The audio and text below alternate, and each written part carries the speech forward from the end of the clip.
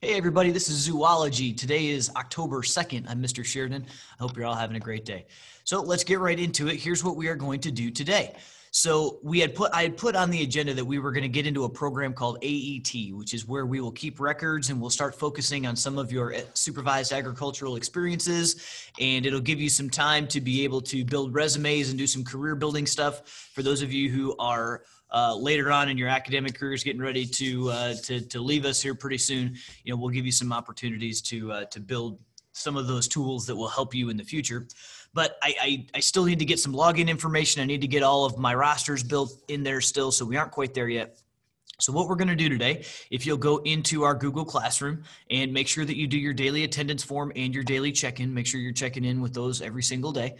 And then if you'll come down here to week 7, we've been working on rabbit stuff, and we're going to continue to focus on rabbits a little bit still next week, but we will be moving on from rabbits probably middle of next week. So we'll have some sort of a summative at the end of it, and then we'll move on. So, but for what I want you to do today, you'll recognize this slide deck. It's because it's the same one that we worked on last week.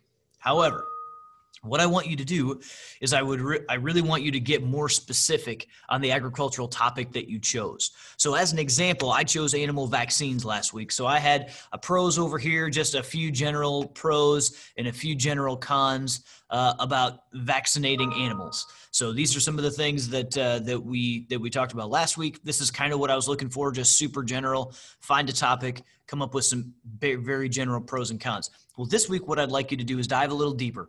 So what I did is I found a specific animal vaccine called foot and mouth disease, did the research and figured out that it's not that controversial because foot and mouth disease is a very devastating disease when you get it.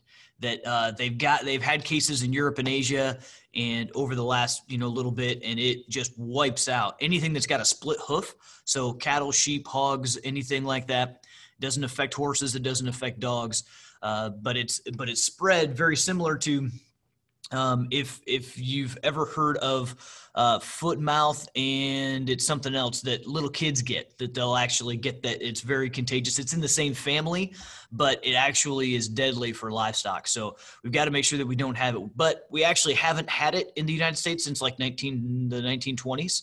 So there have been people that have said that we should vaccinate our livestock just in case we were to get it, and to make sure that we prevent it. But that also introduces the live strain of the virus. So there's a lot of folks that don't think that we need to, but I put some basic information about the virus in here.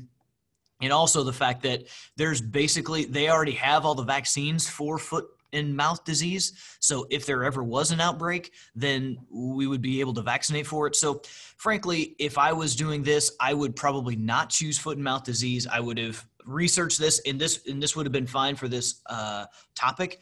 But if I was preparing for a leadership contest, which is what all of us should have in the back of our mind, because as a requirement for this class, you are going to have to do a leadership contest.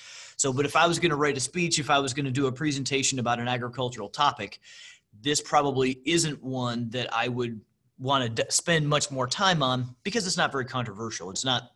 There's not something there to really dive into that would get a lot of interest, because this is a little bit benign in the fact that we don't have it and we could stop it if we ever got it. So, but this is what I'm looking for. I want you to be able to go in, and so I want you to move your cons over here, use this text box on the right to dive in deeper and more specific on the topic that you chose last week. See if you can find something juicy in there. See if you can find something that's controversial that people would find interesting, and do a little bit of research on that and tell us a little bit about it. So I hope you're all having a wonderful day. Have a great weekend, and I will see you all on Monday.